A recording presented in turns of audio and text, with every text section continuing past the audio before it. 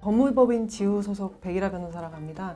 민사와 가사 쪽을 집중해서 하고 있습니다. 배우자와 이혼을 하는 경우와 배우자를 용서하고 배우자가 이혼하지 않는 경우 두 가지로 나눠볼 수 있을 것 같은데요. 협의 이혼을 하는 경우에는 그 합의를 통해서 위자료를 따로 받는 경우가 있고 소송을 통해서 받는 경우가 있습니다. 이 경우에는 이제 상간자에 대한 소송도 같이 해서 위자료 청구를 할 수가 있고요. 그리고 만일에 이혼을 하지 않는 경우에는 이제 상간자에 대한 이제 위자료 청구만 할 수가 있고 그 부분은 이제 민사 소송을 통해서 진행이 됩니다. 지금 현재 외도가 진행 중이다라는 것이 있었고 과거에 그랬는데 내가 그냥 모른 척 넘어갔거나 용서를 했는데 결국엔 혼인 파탄이 됐으니 이 옛날에 이런 이 과거의 사유도 혼인 파탄 사유로 주장을 해달라 이런 경우도 있었습니다. 그래서 그런 것들을 모두 합하면 50~60%는 되는 것 같습니다. 최소 500만 원에서 최대 5천만 원 그 사이로 인정이 되는 추세이고요. 근데 5천만 원까지 인정되는 경우는 제가 잘 못 봤고 대부분 일반적인 경우에는 3천만 원 내외.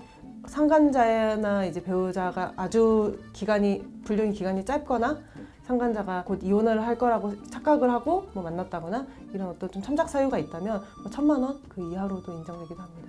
외도 사실을 알게 됐을 때 흥분하시면 안 되고 일단 자료 수집이 가장 중요하니까 가장 좋은 증거는 사실상 부정행위를 하는 딱 그 장면의 사진이나 동영상이 제일 좋겠죠. 근데 그 부분은 확보하기 어려우니까 주로 이제 확보를 하시려고 하는 것들은 모텔에 들어가는 사진이나 동영상 아니면은 이제 상대방이 집에 출입하는 동영상이나 사진 이런 것들을 이제 가장 많이 수집을 하고 그 다음으로는 이제 모텔을 결제한 카드 내역 이런 부분들도 있고요. 목격자가 있다면 목격자의 진술을 미리 확보를 해두는 것이 좋고 가장 많이 제출하는 증거가 이제 카톡 대화나 문자 메시지 이런 부분들이 있습니다.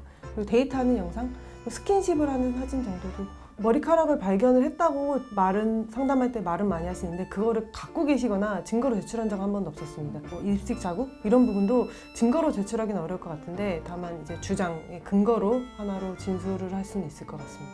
몰래 녹음을 한다던가 사실상 이제 동영상이나 사진 촬영을 몰래 한다던가 형사 절차에서는 위법하게 수집한 증거는 이제 증거 능력이 없는 것이 맞는데 민사 소송에서는 위법하게 수집한 증거도 증거로 제출할 수는 있습니다. 근데 그 증거로 채택해서 판단의 근거로 삼을지는 이제 법원의 재량이거든요. 그래서 좀 위법성이 높은 증거인 경우에는 이제 아무리 민사소송의 판사라고 하더라도 그걸 증거로 채택하지 않을 확률이 높고 그렇지 않은 경우에는 이제 증거로 채택해서 이제 위자료의 청구에 판단의 근거로 삼을 수는 있습니다.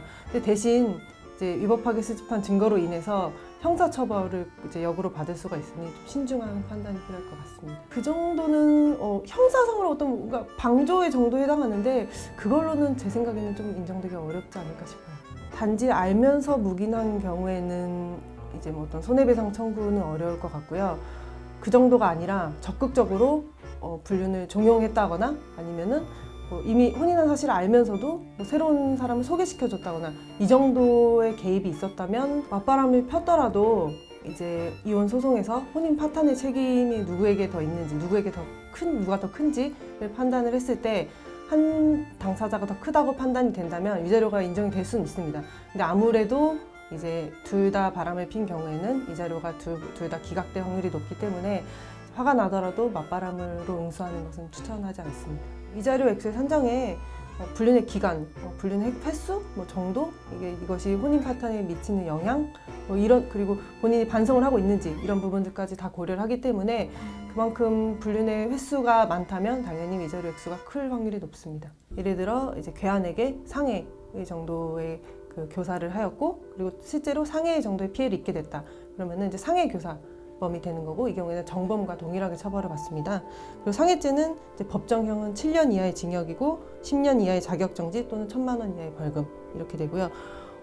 근데 상해만 지시했는데 괴한이 너무 이제 과실로 죽게 되거나 이 경우에는 상해치사죄가 될 수 있고 살인을 지시했는데 상해 정도로 끝나거나 이러면은 살인미수죄가 적용이 될 수도 있습니다. 아니요.